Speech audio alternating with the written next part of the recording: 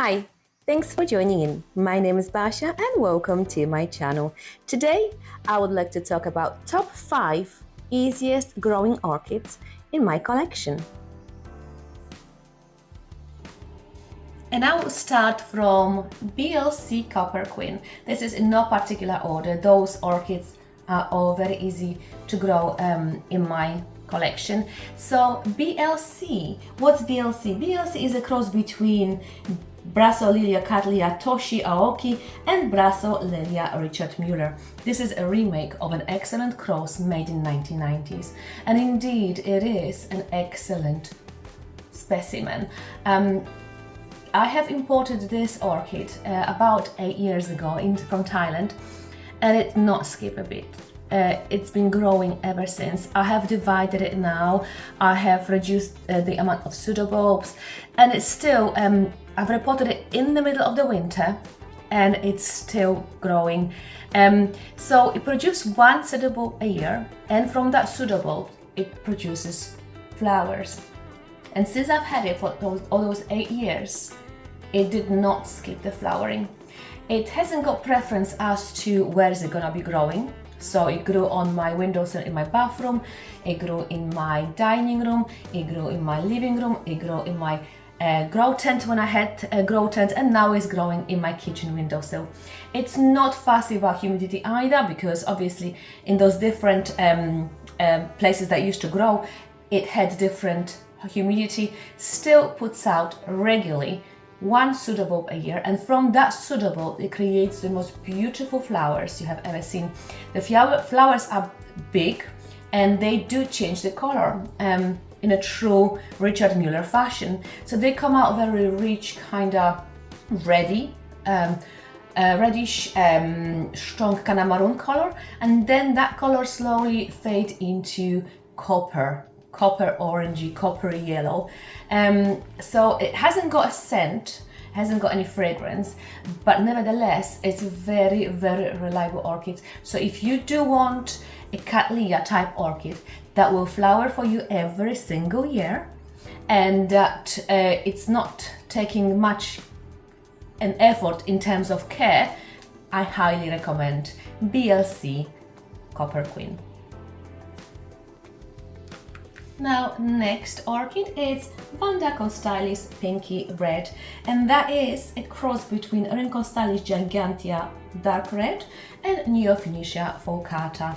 It's smaller in size than obviously Gigantea Red, and it's bigger than Neophoenicia fulcata. It creates growths in a fashion of Neophoenicia fulcata, so eventually you will have a pot full of those gorgeous, beautiful fans. Blooming wise, it blooms in all seasons. So I've had it for over a year now, and it bloomed for me in the winter, in the spring, in the autumn, and today I have noticed it's growing new flower spikes, so it's gonna be blooming in the summer. The flowers are looking just like flowers of Neophoenicia fulcata, a little bit bigger, of gorgeous saturated, strong, kind of raspberry-like color, and smells a little bit like mixture between raspberries and vanilla and honey. So it's like mixture of Gigantea and Neophoenicia fulcata. The fragrance is being released from the early morning to the late at night, and when it blooms, it usually sends multiple spikes. So it's not just one spike, it's a multiple 3 or 4 or 5 spikes, and spikes are quite long and covered in flowers. Now, this particular orchid is growing in the pot in the lava rock for me. It has got a lot of roots. I'll see if I can actually get it out for you here. It has got loads and loads of roots. I don't know if you can see it here, but there we go, that's the extension of the roots. There's loads in the pot as well, you can see, because I just watered it, so they're quite dark. But yes, it is indeed absolutely gorgeous orchid, and very, very easy to take care of. Now, the next two beauties that I have to include together are Phalaenopsis tetraspis Chimphum toga and Speciosa Purple Mountain. Now, I have made video previously about the differences and the lack of between Tetraspis and Speciosa. So if you're interested, please, I invite you to have a look at this video.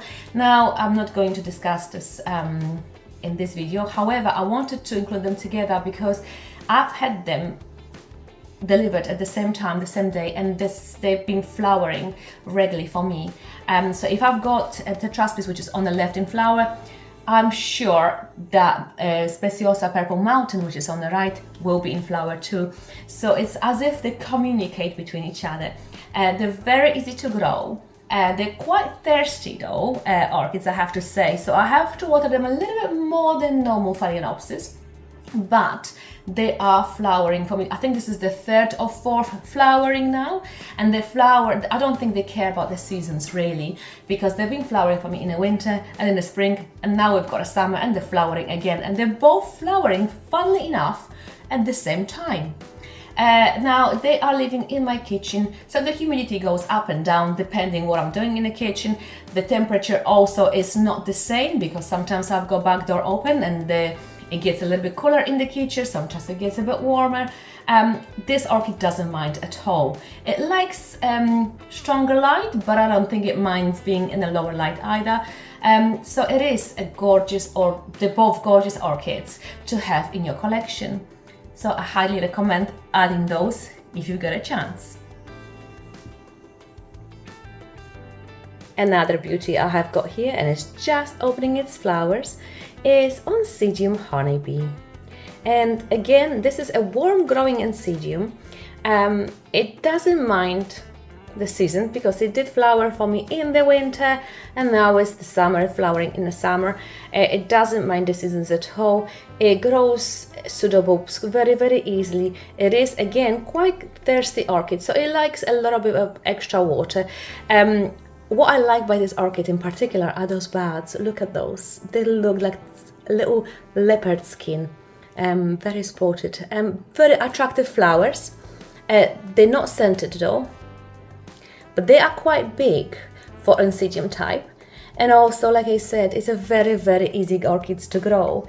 I have got 2 flower spikes. Pseudobulbs are very plump and glossy when they new. They go a little bit wrinkly when they're older, but it doesn't mean the orchids is in distress. It's just the beauty of this orchid. This particular one grows in my bathroom, sorry, on the windowsill, which is southeast facing, and so it does take quite a lot of light, but I did grow it again on the windowsill. That bathroom gets quite dark in the winter, and with the light levels being a lot lower, it still managed to bloom. So it doesn't mind the light, it doesn't mind the temperature either, because this bathroom gets quite cold as well in the winter. It gets really hot in the summer.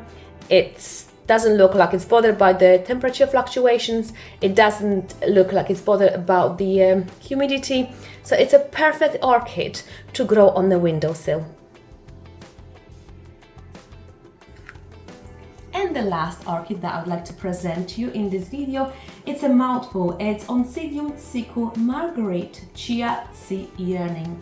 So it's a Oncidium twinkle type Oncidium. It's a small Oncidium in size, a little bit bigger than twinkles though, and the flowers obviously are a little bit bigger than twinkles. They are, apart from that, they do look exactly like Oncidium twinkle. The flowers are beautiful pink in color. They do have a little bit different scent though. They're kind of mixture between vanilla and honey, just like Oncidium twinkle, but then they've got this hint of Oncidium sotoanum in them as well. You would have to really smell the sotoanum to know exactly what I mean. I can't describe it, unfortunately. I'm really bad in describing fragrances, so you have to really smell the sotoanum to know exactly what I mean. Now this Oncidium is, like I said, is a little bit bigger than twinkles, but it's still very compact in size. As you can see, it's flowering in now. It's the summer, it's middle of the summer, and it's flowering in for me now. Usually Oncidium twinkles flower for me in the autumn, winter time. This one is flowering whenever it feels like, whenever it matures the pseudobulb. I've had it, I think, for about a year and I've had maybe 2 or 3 pseudobulbs. Now it's got 2, 4, 6, 8, about 10 pseudobulbs in the pot. So it's growing pretty fast, flowering beautifully. It's very scented, the scent is quite strong. This particular one grows on my eastern window, so in my bedroom. But it did grow before in my bathroom, in my spare bathroom on the northern windowsill as well. So I don't think this Oncidium minds the light levels. Again, humidity will fluctuate in my bedroom, so it doesn't mind the humidity, whether it's lower in the summer, higher in the winter. As an Oncidium, it doesn't like its roots being drying out. However, I did manage to forget to water it a few times and it's still flowering. So it's not really fussy about that. As long as it's not pepper dry, like we're talking Cattleya dry, I think you're on a safe side. Very easy to take care of.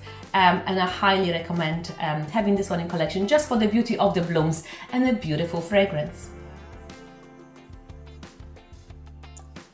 And those are top 5 easy orchids in my collection. I can highly recommend those to the beginners, to those people that would like to a little bit diversity in the collection and would like to move away a little bit from phalaenopsis, which are staples in every collection. But if you like I said, a little bit more diversity, I can highly recommend growing those orchids.